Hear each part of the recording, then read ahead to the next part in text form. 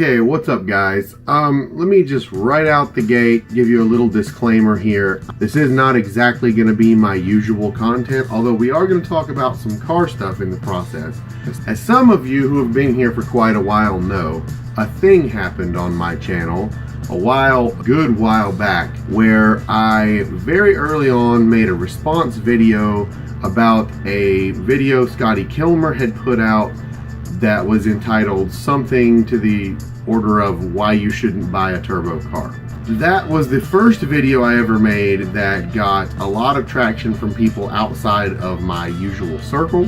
It wasn't received very well by quite a few, and though I did respond to comments for a while and try to do different things there, I just can't live in that video forever. So I have pretty much stopped really paying much attention to what's going on over there. There were some things that I never went back and talked about that first video, and I wanted to kind of take a minute to do that now. So first of all, it is very obvious that a lot of people did not understand where I was coming from with that video or what the purpose of that video was. So let me just roll back a little bit and explain. Very early on, and when I made this video, I want to say I had somewhere around 70 or 80 subscribers. So a very small subscriber count. My subscriber count is still pretty small, but it was very small then. And most of my videos were getting, I don't know, 30 or 40 views a piece or something. And it was mostly people from the car enthusiast crowd that were watching. So when I come across my suggested this video by Scotty Kilmer, I was honestly just sort of astonished that any kind of a car person, and keep in mind that I wasn't that familiar with Scotty Kilmer at the time, would make a video with a title like why you shouldn't buy a turbo car. Like, I'm thinking, you're really telling people not to buy a car just because it's turbocharged. So I rush through together a first take sort of a video responding to that, where I was mainly just being sort of sarcastic and not taking it very seriously, jumping through the video and making some comments. Now, the people who were regularly watching my content at that time seemed to like that just fine. It fit into our crowd perfectly well. I really never thought about it getting much outside of that, and YouTube suggested the video to a large number of people who, by their comments, were Scotty Kilmer fans and not particularly fond of my sarcastic take on his video. A lot of people didn't realize that that was the approach I was making. I didn't necessarily take it point for point. I didn't offer a whole lot of counter evidence because, like I said, just coming from the crowds that I'm used to, I thought the whole concept was insane. So I just really didn't think it needed to be proven so much as kind of made fun of, and maybe that wasn't the right approach. Obviously it wasn't. So that was how I got to that point. But what's interesting about this was the mountains of hate comments that I got on this video. The video's like to dislike ratio is still pretty bad. I mean, the majority of people who watched it did not like it, which I can get to a degree. I know I wasn't like very thorough. It was really a lot of, like I said, me just being snarky. But what I wanted to do was, one, show you guys some of that, because some of the comments were insane. And some of the comments you cannot see because I very early on enabled filters. I don't do much censoring of my comment sections, but very inappropriate language I do filter out and I do delete, because largely I have some younger people watching these videos and I don't want to expose them to it. The 3 or 4 comments that just told me to kill myself and didn't offer any other critique other than that, all of those got filtered out. There were some other sort of hateful ones that didn't get to stay around. For the most part though, anyone who had any kind of an actual statement to make, whether it was pro my take on it or anti my take on it, I kept in there. Anywhere that I saw someone trying to have a real conversation about what we were talking about, I responded to them in the comment. Just overly hateful ones, or the fanboying, oh, don't ever talk bad about my favorite YouTuber, I hate you, I just mostly ignored, because there's no point in talking to them. So that was that. But I do want to make maybe a couple comments that I should have made at the time in that video. One, about turbos being a bad power adder, and the fact that a lot of people claimed roots blowers as being much better power adders on cars. That's just not true.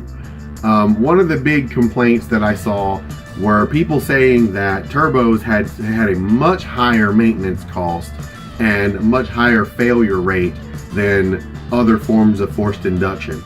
Now, the people who were saying NA cars are more reliable, there is a little truth to that. Forced induction in general does cause some extra wear, some extra maintenance on engines. How much varies depending on the setup. And there are setups when very aggressively set up NA engines may actually wear faster than forced induction engines. And that's because for an NA engine to make really big horsepower, you're usually needing to spin it really high, and you're usually needing a lot of compression. And that compression is wear on the engine that's there all the time. Anytime the engine is running, that wear is there. A low compression engine that's then turboed or supercharged or whatever runs lower cylinder pressures the majority of the time, unless you're in boost 24/7, which I don't think anyone is. And the extra wear is really only occurring when you're on the power, when you're trying to go fast. So in those cases, they can even be better. In addition to that, forced induction is all pretty equivalent as far as repair costs go. Superchargers are expensive. A factory supercharged car is a little cheaper because there are other engines out there with that same supercharger on them, so you can go buy them secondhand and used, but the same thing could be said of turbo engines, so that's not really a good comparison either. But when a supercharger fails, if you have to go buy a new one, they're really expensive. If a turbocharger fails and you have to go buy a new one, it's really expensive. There's no difference really there. There could be some cost differences depending on make and model and whatever, but honestly, they're not a big difference. And the thing is, if performance is important to you, you're going to have to pay for it. There's never a magical engine that produces as much power as you could ever want at whatever displacement you want and never needs to be repaired. That isn't a thing, so it doesn't really matter. Another thing about the fuel economy and the getting two different cars. First of all, suggesting two different cars to meet your needs more accurately in different situations is fine if you have the money to afford two cars, and makes a lot of sense. I have in many points in my life had a lower powered beater that got good gas mileage that I used more to drive back and forth to work, and then had higher horsepower cars I only drove on the weekends or whatever. That's great. That doesn't mean that there isn't a place in the world for dual function cars. Cars that get good gas mileage and also make power when you need them to, because not everyone can afford multiple vehicles. And if you can, that's great, but that doesn't mean that those other people don't exist and that it's not still important to build cars for those people. If there was no market for a kind of car, if a kind of car is completely stupid, you don't need someone on the internet, me included, to tell you that it's stupid. Look at the market.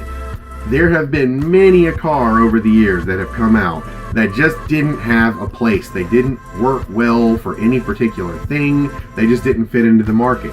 And where are they now? They're gone. Turbo engines are not a fad or something that's pointless and stupid because you don't see them phasing them out. You see more and more car companies utilizing turbochargers to get the appropriate amount of power out of smaller, more efficient engines. The market moving that direction is evidence in and of itself that it's a good thing. Now, any new technology is going to bring new challenges. There are things you're going to have to think about in a newer, modern turbo engine that maybe you wouldn't have had to think about in an NA engine from 10 years ago. But that is just how it works. I mean, fuel-injected engines are not the same thing as carbureted engines. The fact that they're different doesn't mean they're worse, and it doesn't mean that you can write them off as pointless or stupid or that you shouldn't buy them, because the fact is that carbureted engines can't exist in this market right now.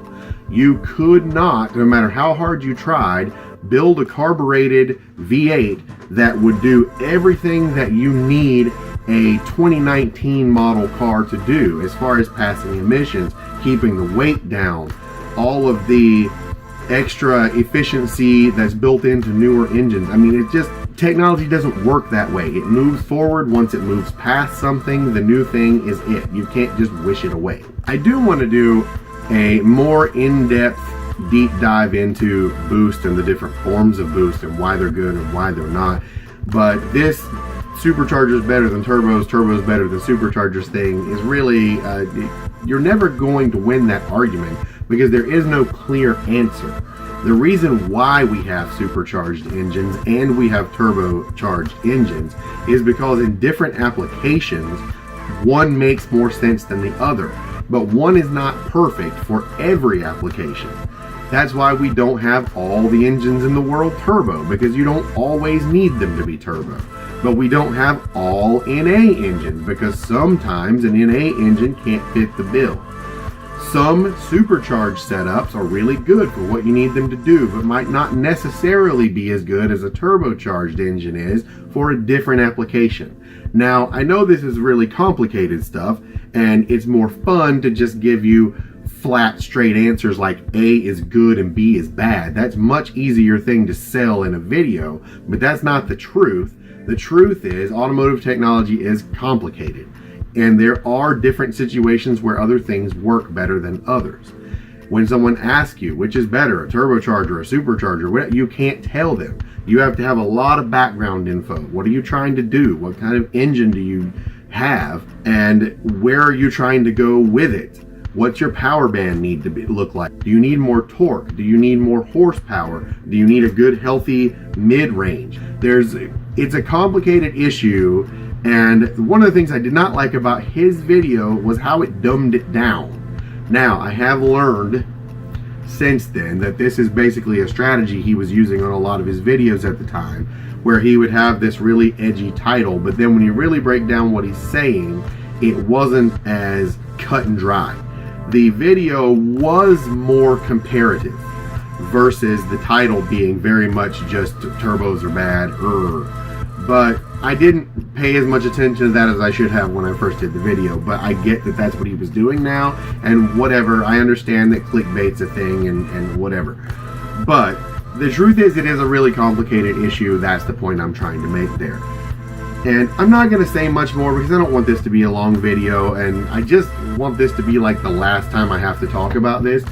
But one other thing, many comments to that video were people, no doubt from his camp, calling me jealous and saying that that was the only reason that I didn't like his video and blah blah blah. That is a manipulative technique that a lot of people do when you talk about something that they don't like, to try to discredit your opinion or your observations. And this happens in a lot of different places, but hugely on YouTube, because by saying, oh, you're just jealous, or oh, you're mad at him because whatever, the idea is that then you put the other person on the defensive. They feel like, oh man, I'm making myself look jealous when I don't want them to think I'm just a jealous person. I better shut up and go away, which is stupid. No one on this platform is above critique. But never, ever be afraid to critique something or someone, especially on YouTube. Is part of what makes YouTube so good is the fact that you do have that feedback. I don't care if a YouTuber has 30 million subscribers or if they have 100 subscribers. If they say something wrong, call them on it. Even if you don't like their opinion, there's nothing wrong with saying you don't agree with them. A lot of the comments in this video that I made were people not agreeing with me, but doing it in a very civil manner, and I had some conversations with a couple of them, and even like kind of came to a, well, I sort of see your side and you sort of see my side kind of an agreement, which is the best way to be. But I'm not jealous of anyone on this platform. I don't think anyone should be jealous of anyone on this platform, because being a successful content creator doesn't A, make you always right, and it doesn't B, make you better than anyone else. So if you say something controversial, you're asking for controversy. Someone is going to come back and call you out on it. That's how it works. If you want the attention, the negativity comes with it sometimes. And that's what happened. So no, I'm not jealous. No one should be jealous of anyone else. And if you disagree with me, you're more than welcome to do the same thing. I fully encourage anyone that wants to make full videos about how wrong I am about whatever comment I've made. And that's fine, because that keeps the conversation going. And that's what the majority of at least the automotive community is here for on YouTube, is the conversation, is for learning, is for trying different things.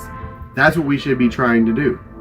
But I think I've covered enough of this. I'm tired of it. The last video I will leave a link to in the description if anyone hasn't seen it and wants to check it out. But I don't plan on interacting with that video anymore. I'm pretty much finished with it.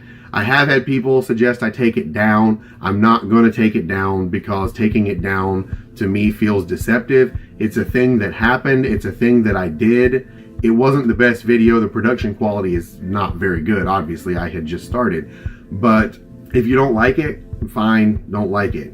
I'm not that fond of it myself, but I'm not going to remove it. It's a piece of history. It is what happened. I did it.